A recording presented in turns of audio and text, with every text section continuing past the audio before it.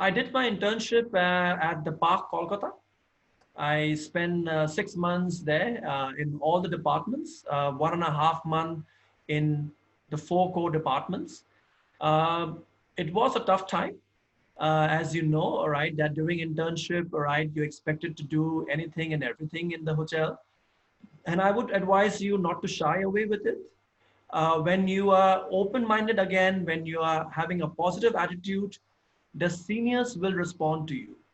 If they see that you have excuses to do things, if you are shrugging off from work, if you are being choosy about not doing jobs, or if you tend to tell them that this job is very menial for me, then they will not respond to you. But when you show them your attitude, when you show them that you're willing to do anything to learn, then they will start responding to you. So when they start responding to you, they will start teaching you as well. So I remember when I was there in the first week in the kitchen, I used to peel orange and sweet lime the entire day. For 10 hours, I used to peel sweet lime for sweet lime juice and orange for orange juice. And that was what I used to do for 9, 10 hours, right? And it was boring, of course. And you would imagine that what would I learn in doing this? But I think I then gained the confidence of the senior chefs there.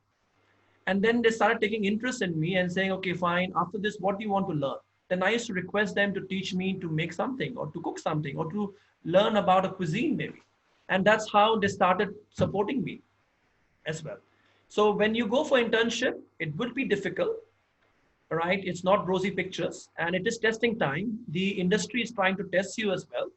And at the same time, all right, you should be positive about everything and learn and gain the confidence of your seniors and they will teach you things.